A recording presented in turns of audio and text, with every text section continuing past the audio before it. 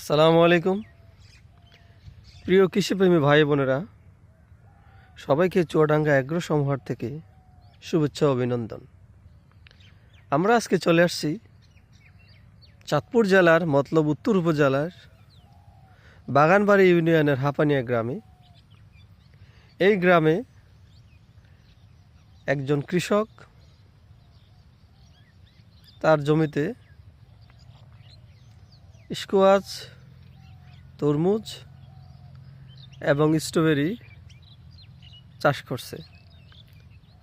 আধুনিক কৃষির সাথে তাল মিলিয়ে হাইক্রপস ভ্যালুর যেই ফসলগুলা একই জমিতে সে 3টি ফসলের চাষ করছে। তা আলহামদুলিল্লাহ আমরা দেখতেছি তরমুজ। এই তরমুজ গাছের বয়স 1 মাস 10 দিন, মানে মাত্র 40 দিন।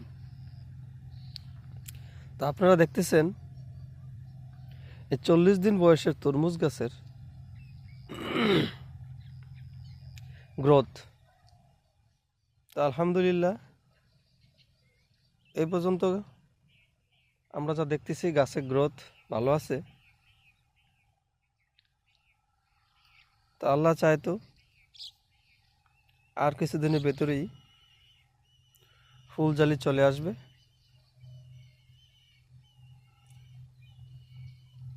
কিছুদিন পরে ফুল জালি দেখার জন্য আপনাদের আবার ভিডিও করব। আপনারা দেখতেছেন যে গাছের স্বাভাবিক গ্রোথ। গাছ থেকে গাছ দূরত্ব 1 হাত এবং সারি থেকে সারি 4 হাত। আধুনিক প্রযুক্তির সাথে তাল মিলিয়ে মালচিং ফিল্ম ব্যবহার করে এখানে তরমুজের চাষ করা হয়েছে। আপনারা যদি কেউ তরমুজ চাষ করার ইচ্ছা পোষণ করেন, এখনও আরও 2 মাস সময় আছে চাষ করার, আপনারা চাষ করতে পারেন। তবে চাষ করার আগে আপনারা এরকম তরমুজ ক্ষেত পরিদর্শন করবেন এবং কিভাবে চাষ করছে তা ভালোভাবে জানবেন। জেনে বুঝে শুনে চাষের দিকে অগ্রসর হবেন। এই তরমুজের জমির পাশেই স্ট্রবেরির জমি। স্ট্রবেরি আপনারা দেখতেছেন যে ফুল এসে পড়েছে।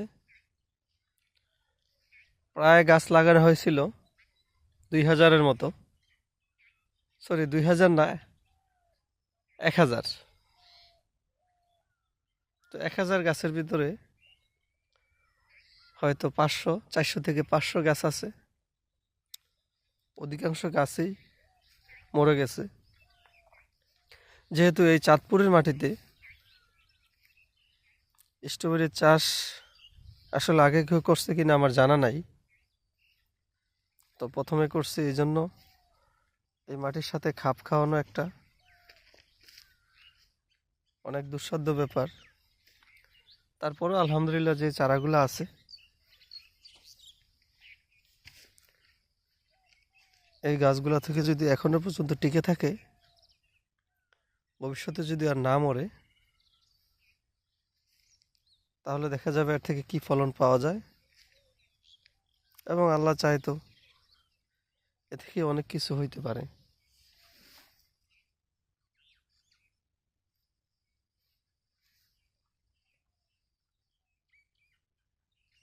অধিকাংশ গাছে ফুল চলে আসছে।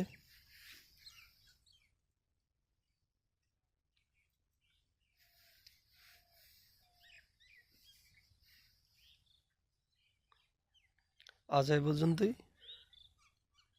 আল্লাহ হাফেজ।